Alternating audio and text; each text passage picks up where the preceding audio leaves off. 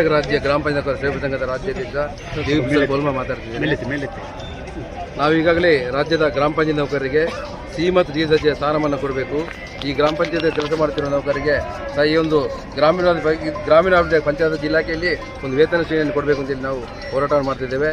ಈ ದಿನ ಏನು ಗ್ರಾಮೀಣಾಭಿವೃದ್ಧಿ ಪಂಚಾಯತ್ ಇಲಾಖೆಯಲ್ಲಿರುವಂಥ ಪಂಚಾಯತ್ ಅಭಿವೃದ್ಧಿ ಅಧಿಕಾರಿಗಳ ಸಂಘ ಮತ್ತು ಜನಪ್ರತಿನಿಧಿಗಳ ಒಕ್ಕೂಟ ಮತ್ತು ನಮ್ಮ ಎಲ್ಲ ವೃಂದ ನೌಕರರ ಒಂದು ಇವತ್ತು ಹೋರಾಟವನ್ನು ಕೂಡ ಹಮ್ಮಿಕೊಂಡಿದ್ದಾರೆ.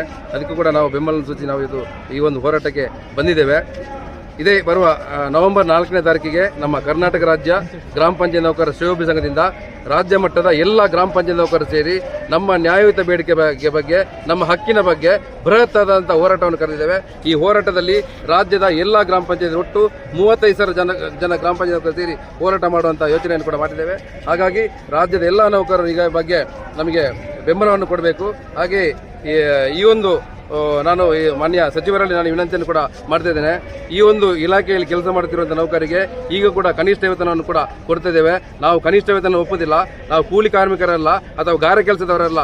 ನಾವು ಗ್ರಾಮ ಪಂಚಾಯತಿಯಲ್ಲಿ ಕೆಲಸ ಮಾಡುತ್ತಿರುವಂಥ ಗ್ರಾಮ ಪಂಚಾಯತ್ ನೌಕರರು. ನಮಗೆ ಪಂಚಾಯತ್ ರಾಜ್ ಆಕ್ಟಲ್ಲಿ ವೇತನ ಶ್ರೇಣಿಯನ್ನು ನಿಗದಿಪಡಿಸಬೇಕು. ಅದಲ್ಲದೆ 2019ರಲ್ಲಿ ಸಿ ಮತ್ತು ಡಿ ದರ್ಜೆಯ ನೌಕರರಿಂದ ಪರಿಗಣಿಸಿದ್ದಾರೆ. ಹಾಗಾಗಿ ಈ ಒಂದು ಗ್ರಾಮ ಪಂಚಾಯತ್ ನೌಕರರಿಗೆ ವೇತನ ಶ್ರೇಣಿಯನ್ನು ನಮ್ಮ ಇಲಾಖೆಯಲ್ಲಿ ಫಿಕ್ಸ್ ಮಾಡಬೇಕು. ಸಿ ಮತ್ತು ಡಿ ದರ್ಜೆಯ ಸ್ಥಾನಮಾನವನ್ನು ಒದಗಿಸಬೇಕು ಅಂತೇಳಿ ನಾನು ಕರ್ನಾಟಕ ರಾಜ್ಯದ ಗ್ರಾಮ ಪಂಚಾಯತ್ ನೌಕರರ ಸೇವಾ ಸಂಘದ ರಾಜ್ಯಾಧ್ಯಕ್ಷನಾಗಿ ನಾನು ಮಾನ್ಯ ಸಚಿವರಲ್ಲಿ ಒತ್ತಾಯ ಮಾಡ್ತಿದ್ದೇನೆ. ನಮಗೆ ಸರ್ಕಾರದಿಂದ ಅನುದಾನ ನಿಗದಿಪಡಿಸಿದ ನಾನು ಕೇಳ್ತಾ ಇಲ್ಲ.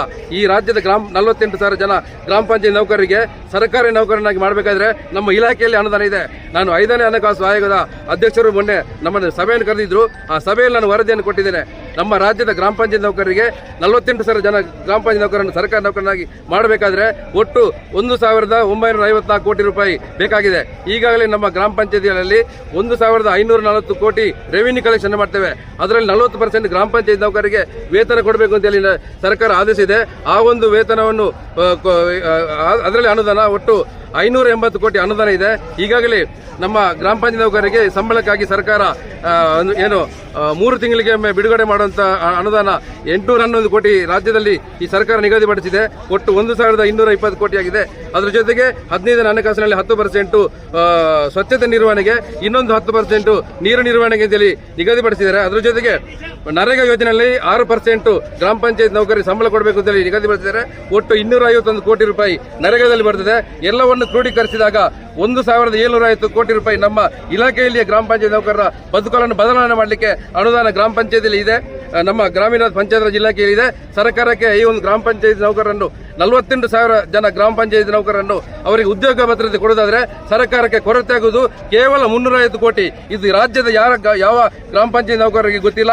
ನಮ್ಮ ಇಲಾಖೆಯ ಮಾನ್ಯ ಸಚಿವರಿಗೆ ಸರಿಯಾದ ಒಂದು ಮಾಹಿತಿಯನ್ನು ನಮ್ಮ ಅಧಿಕಾರಿಗಳು ಕೊಡದ ಕಾರಣ ಇವತ್ತು ಗ್ರಾಮ ಪಂಚಾಯತ್ ನೌಕರರು ಬೀದಿಗೆ ಬಂದಿದ್ದಾರೆ. ದುಃಖದಿಂದ ಹೇಳ್ತಿದ್ದೇನೆ. ನಮ್ಮ ಗ್ರಾಮ ಪಂಚಾಯತ್ ನೌಕರರು ವಾಟರ್ ಮ್ಯಾನ್ಗಳು ಟ್ಯಾಂಕಿಂದ ಕೆಳಗೆ ಬಿದ್ದರೆ ಅವರಿಗೆ ಆರೋಗ್ಯ ಭದ್ರತೆ ಇಲ್ಲ. ಗ್ರಾಮ ಪಂಚಾಯತಿಯಲ್ಲಿ ಕೆಲಸ ಮಾಡುತ್ತಿರುವಂತಹ ಶುಚಿತ್ವ ನೌಕರರು ಏನಾದರೂ ಸ್ವಚ್ಛತೆಯಲ್ಲಿ ಸಂದರ್ಭದಲ್ಲಿ ಏನಾದರೂ ಆರೋಗ್ಯ ತೊಂದರೆ ಬಂದರೆ ಅವರ ಆರೋಗ್ಯಕ್ಕೆ ನಮ್ಮ ಗ್ರಾಮ ಪಂಚಾಯತಿಯಲ್ಲಿ ಆರೋಗ್ಯ ಭದ್ರತೆ ಇಲ್ಲ. ಬಿಲ್ ಕಲೆಕ್ಟರ್ ಇರ್ಬೋದು, ಕ್ಲರ್ಕ್ ಕಮ್ ಡಾಟಾ ಎಂಟ್ರಿ ಇರ್ಬೋದು, ಇವರು ಕನಿಷ್ಠ ವೇತನಕ್ಕೆ ಗರಿಷ್ಠ ಸೇವೆಯನ್ನು ಮಾಡ್ತಿದ್ದಾರೆ. ಕೇಂದ್ರ ಸರ್ಕಾರ ಇರ್ಬೋದು, ರಾಜ್ಯ ಸರ್ಕಾರ ಇರ್ಬೋದು, ಈ ಯೋಜನೆ ಹೊಸ ಯೋಜನೆಗಳನ್ನು ಬಡ ಜನರ ಮನೆ ಬಾಗಿಲಿ ತಲುಪಿಸುವಂತ ಕೆಲಸವನ್ನು ಈ ಗ್ರಾಮ ಪಂಚಾಯತ್ ನೌಕರರು ಮಾಡ್ತಿದ್ದಾರೆ. ನಾವು ಈ ಗ್ರಾಮ ಪಂಚಾಯತ್ ನೌಕರರಿಗೆ ಅನುದಾನವನ್ನು ಇಲ್ಲ ಹೇಳುವುದಲ್ಲ.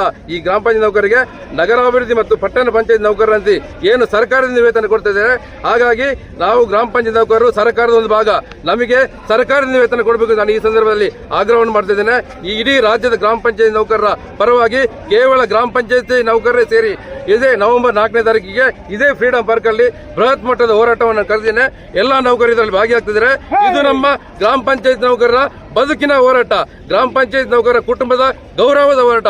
ಈ ಹೋರಾಟದಿಂದ ಗ್ರಾಮ ಪಂಚಾಯತ್ ನೌಕರರ ಬದುಕು ಬದಲಾಗಬೇಕು ಅಂತೇಳಿ ಈ ಸಂದರ್ಭದಲ್ಲಿ ಒತ್ತಾಯವನ್ನು ಕೂಡ ಮಾಡ್ತಾ ಇದ್ದೇನೆ. ಸರ್ ನಾನು ಒಂದು ವಿಚಾರ, ಯಾವ ಅಧಿಕಾರ ಹೌದು ಇದೇ ತರ ನಡೀತೀರಾ ಮುಂದಕ್ಕೆ ಹೋಗ್ತಾರೆ ಹೆಂಗೆ ಸರ್? ಇಲ್ಲ ಸರ್, ನಮ್ಮ ನಾಡಿನ ಹೋರಾಟಕ್ಕೆ ಮಾನ್ಯ ಸಚಿವರು ಬರಲೇಬೇಕು. ಅದಕ್ಕೆ ಬೇಕಾಗುವಂತ ನಾವೆಲ್ಲವನ್ನು ಕೂಡ ಅವರಲ್ಲಿ ಒಂದು ಮನವಿಯನ್ನು ಮಾಡಿಕೊಂಡು ಈ ಹೋರಾಟಕ್ಕೆ ಅವರು ಬರುವಾಗೆ ನಮ್ಮ ಈ ಗ್ರಾಮ ಪಂಚಾಯತ್ ನೌಕರರ ಬದುಕನ್ನು ಬದಲಾವಣೆ ಮಾಡುವಾಗೆ ನಾವು ಸರ್ಕಾರದಲ್ಲಿ ನಾವೇನು ಕೇಳ್ತಿಲ್ಲ. ನಮಗೆ ಒಂದು ಸರಿಯಾದ ಅನ್ನದ ಬಟ್ಟಲನ್ನು ಕೊಡಿ ನಾವು ಕೇಳ್ತಿದ್ದೇವೆ. ಎಷ್ಟೋ ಜನ ಗ್ರಾಮ ಪಂಚಾಯತ್ ನೌಕರರು ಸರಿಯಾದ ಒಂದು ಆರೋಗ್ಯ ಭದ್ರತೆ ಇಲ್ಲದೆ ಬರಬಾರದ ಕಾಯಿಲೆ ಒಂದು 8 ಲಕ್ಷ 10 ಲಕ್ಷ ಬಿಲ್ ಆಗಿ ಅವರು 15 ವರ್ಷಗಳಿಂದ ದುಡಿದಂತಹ ಹಣವನ್ನೆಲ್ಲವನ್ನು ಕೂಡ ಆಸ್ಪತ್ರೆ ವೆಚ್ಚಕ್ಕೆ ಕಟ್ಟಿ ಇವತ್ತು ಎಷ್ಟೋ ಜನ ಗ್ರಾಮ ಪಂಚಾಯತ್ ಅಧಿಕಾರ ಬರುವಾಗ ಕಣ್ಣ ವ್ಯಕ್ತಪಡಿಸ್ತಾರೆ. ಯಾವ ಸರ್ ಈಗ ಅಧಿಕಾರ ಬರಲಿಲ್ಲ ನಿಮ್ಮ ಇದಕ್ಕೆ ಪ್ರೊಡಕ್ಟ್ಗೆ ಅಧಿಕಾರಿಗಳು ಬರಬೇಕು. ಇವತ್ತೊಂದು ಸಚಿವರು ಈ ಊರಲ್ಲಿ ಇಲ್ಲದಿದ್ರೆ ಮುಖ್ಯಮಂತ್ರಿ ಬಂದು ನಮ್ಮ ಮನವಿಯನ್ನು ಪಡ್ಕೊಳ್ಬೇಕು. ನಾವು ಕೇಳ್ತಿರೋದು ಒಂದೇ, ನಮ್ಮ ಗ್ರಾಮ ಪಂಚಾಯತ್ ನೌಕರಿಗೆ ಕನಿಷ್ಠ ವೇತನ ಬೇಡ.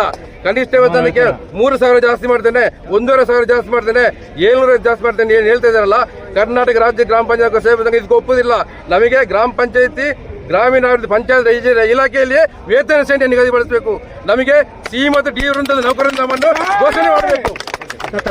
ನಾನು ಡಾಕ್ಟರ್ ದೇವಿ ಪ್ರಸಾದ್ ಬಲ್ಮ ಅಂತ, ಕರ್ನಾಟಕ ರಾಜ್ಯ ಗ್ರಾಮ ಪಂಚಾಯತ್ ನೌಕರ ಸೇವೆ ಸಂಘದ ರಾಜ್ಯಾಧ್ಯಕ್ಷ. ನಮ್ಮ ಈ ಸಂಘಟನೆಯಲ್ಲಿ ರಾಜ್ಯದ 6 ವೃಂದದ ನೌಕರರು ಕೂಡ ಇದ್ದಾರೆ. ಅವರ ಬದುಕಿಗಾಗಿ ನಾವು ಹೋರಾಟವನ್ನು ಕೂಡ ಮಾಡ್ತಾ ಇದ್ದೇವೆ. ಇದು ಬಿಡುವುದಿಲ್ಲ ಹೋರಾಟ.